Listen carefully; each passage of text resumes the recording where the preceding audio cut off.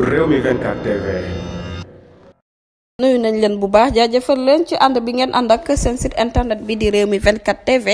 li gën a fës ci bopp xabar yi nag dañu koy door rek kii di président de la république Bassirou Diomaye Faye nag daal dinay dugal ko foofa ca diwaan bu Guinée Bissau ginnaaw tukkib nemmeeku bi nga xamante ne rek doon na ko fa amal moom nag niki tey ji bu ñu sukkandikoo nag ci presse bi rek ñu ngi koy xaar foofa ca diwaan bu Mbour mu nekk nag visite boo xamante ne daanaka rek ñu ko yëkk bëriwul woon naam sax jot nañu koo dalal ñi ko dalal nekk autorité administrative locale yi visite bu nu mel nag nekkul lenn rek lu dul coowal suuf li nga xamante ne rek jamono ji mu ngi ne kurru ci biir réew mi waral rek ki nga xamante ne moom mooy président de la république wutali diwaan bu Mbour nag ñu fàttali leen nag ginnaaw rek ba direction bu surveillance contrôle ak occupation du sol ñu dippe leen descorche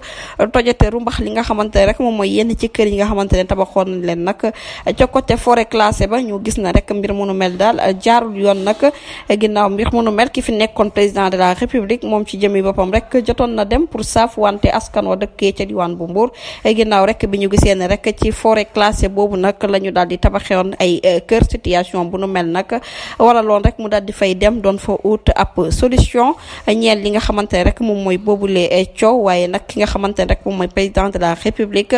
Bassirou Diomaye Faye nag moom ni ki tey jii daal dinay wutali ci boobule bërëb ñu fàttali leen nag kii di Macky Sall bi mu fa demee woon ñi nga xamante ne rek ñoom ñoo moomoon yooyu les kër ñu tojate ko ba mu mokk rek sàkku woon na indi ci nag lii di ab solution waaye nag niki avril 2024 bi ñoom ñu fa dëkkee nag ci la ñu woo rek kii di président de la république Bassirou Diomaye Diakhar Faye ngir mu indi ci nag ay solution ci nu mu gën a gaawee te gis nañ ne rek boobule coowal suuf boobaa léegi nag mën nañ ñaar fukki at ñu fàtt leen nag anam bi nga xamante ne rek moom lañ war a yooyu les suuf naam sax jamono ji nag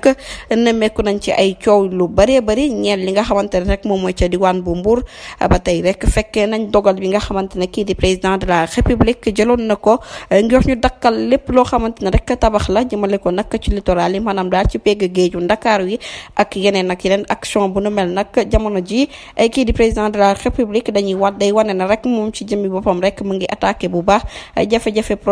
jafe-jafe askan wi ñeel li nga xamante ne rek moom mooy problème mu suuf ginnaaw bu mu gisee ne nag dëkk yu bari rek jamono ji nag moo fay coow ni ki tey ji nag boobule visite kenn xaarandiwul ko woon ndax nag ñu ci bëri sax yëguñu ko woon ay ñenn ñoo ko yëgoon ak ñi nga xamante ne rek ñoom ñooy presse bi ba tey bu ñu jógee foofu nag dañuy àddu rek wax ci ki nga xamante ne moom mooy Pape Malick Ndour mi nga xamante ne rek daal dinay fësal nag ci compte statut WhatsApp am ne ne nag li nga xamante ne rek moom moo ñaar rapport Cour des comptes yi nga xamante ne rek ñu ngi koy def nag mu ngi koy rafetlu bu baax moom mi nga xamante ne nekkoon na ancien coordonnateur bu programme national des domaines agricoles communautaires di PRODAC kii di Pape Malick Ndour ma ngay rafetlu bu baax dogal bi nga xamante ne rek kilifa yi daal dinañ koy jël ngir nag indi ay leeral ci li nga xamante ne rek moom moo ñeel boobule gestion ba tey moom ci jëmi boppam rek ci message bi nga xam ne fësal na ko ci compte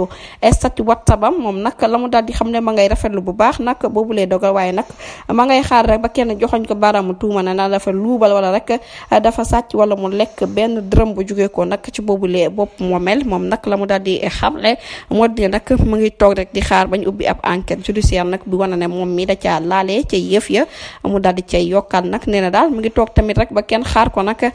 naan ba kenn wax ko nag ne ko dinañ la tere rek nga daal di exercer li nga xamante moom mooy sa fonction publique mbir mu nu mel daal moom lay xaar rek bañ wax ko ba tudd ci turu Pape Ndour mu mel ni ay menaces yoo xamante ne rek daal dina koy yëkkati jërë ngeen jëf ci teewlu bi bu leen fàttee abonné bés cloche de notification yi ngir mën a am yeneen i xibaar